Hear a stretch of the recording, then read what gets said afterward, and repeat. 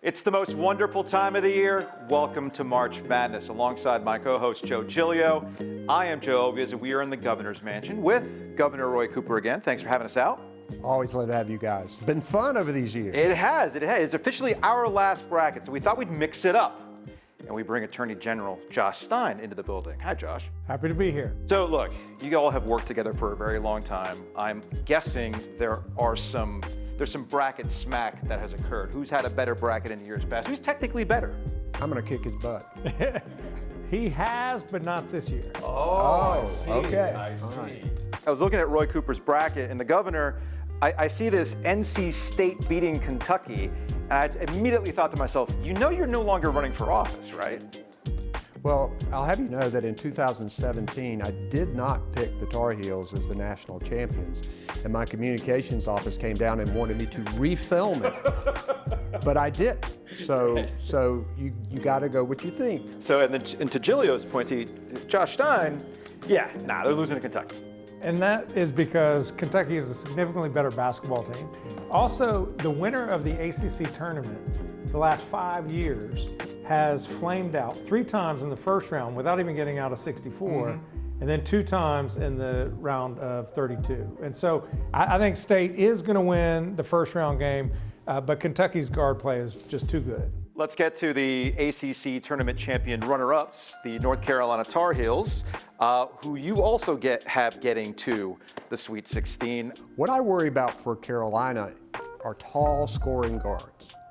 And when you look at the games that we've lost, we faced guards that are pretty big. And when you look at RJ at 6 feet tall and Elliott at 6'1", that's not a good combo when you've got a 6'4", 6'5", 6'6", couple of guards coming at you. So that's a concern going through. But I like Carolina getting to the Elite Eight here. Okay, we'll get to those picks in a second. I guess you're feeling kind of the same way, Josh. Yeah, similar. UNC, Mississippi State. UNC's going to win. Okay. And then I don't know, Joe. I feel like we've stopped talking about Duke in a weird sort of way. Yeah, Duke's next year. But they're still this year to take care of. And they're kind of under the radar going into this, so. Yeah, Duke, look, Duke is insanely talented. They've been inconsistent. They have a tough time when they play teams that are strong in the middle, and just tough. But I think they miss a 5. They will get to the Sweet 16. Okay. Okay, all this, UConn beat White. I see what you did there. You want it. You're like a TV executive. You want the Caleb Love North Carolina rematch. But if he's a Tar Heel for life, is he a sleeper agent? Is that what this is about? It could very well be, but I don't think so. You do not have the Caleb Love UNC rematch. I do not, because again, CBS does not control the universe. And although they want Arizona and the Heels to play in the Elite Eight, it's just not going to happen. You can't script this. I see what you're doing. So the answer is Baylor. Okay.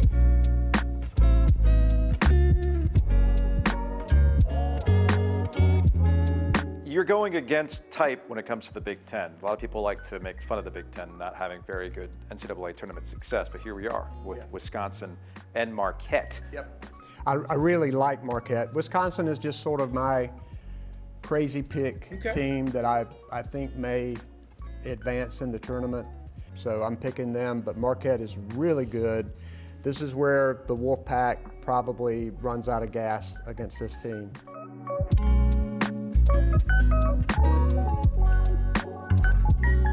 Tennessee is ridiculous. They've got that guy Dalton Connect scores from anywhere on the court.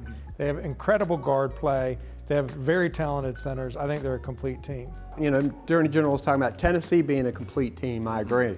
Arizona's a complete team as well.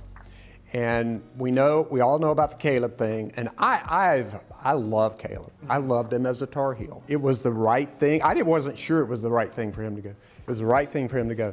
But he teams up with Larson out front, who's 6'6", and Love is 6'4". I think this is where we could meet our end. And what do we have on your side? We have the UConn UNC, the reverse Arizona, if you will. We can also call it that. So that's similar. You have a decision to make in that semifinal. UNC is going to come out. UConn, easy call. Houston and Tennessee. This semifinal might score 60 points combined. They're the two best defensive teams in NCAA basketball. Just as there is one region that goes haywire, there's always one that goes perfect. I like your thinking here, Josh. I like the heels because also bracket luck is real, and Carolina always gets bracket luck. So they'll be in the Final Four. This is going to be a classic Final Four game. I think, we both, got 1s and 2s in the Final Four, and you usually think that there will be some 3s or 4s or 5s or maybe 6s, but this is a year to just go with what you think might happen. And I really believe this UConn team is going to make the Final Four. I think Zona has a good shot at beating them, so I'll put them in the finals. All right, so you actually have North Carolina here. Yeah, and these are 2-1s pounding each other. UConn beat the Heels pretty handily in the regular season. It wasn't a blowout, but it was a solid win. UNC is going to have learned from that. They're such a better team defensively than they were at the beginning of the year. The Heels in the championship game. I got bad news, Josh. That's my pick too. Uh-oh. Oh, no. All right, so who will Caleb Love be seeing in the championship game? Let's find out. Yeah, this Marquette has got great guard play. This kid Kolek, I watched a little of their game, but I like Tennessee winning this game. I'm so impressed with them and their guard play. They've got a great defensive team. I have Houston again. Robinson County.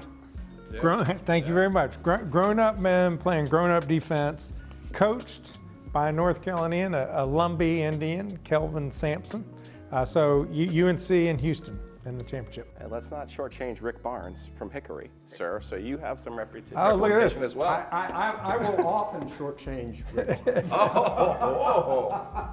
Wow, finally, we found somebody you'll talk about. There it is. Hey. No wonder NC State fans want Rick Barnes. No wonder. Taking it all in your bracket.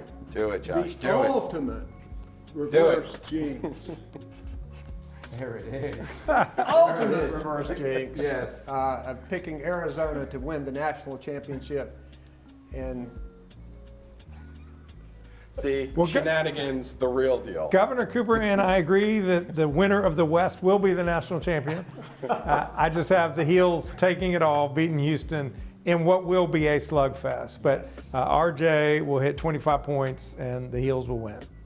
Well, gentlemen, you have these are probably the biggest brackets you guys have probably ever filled out and shared in the office.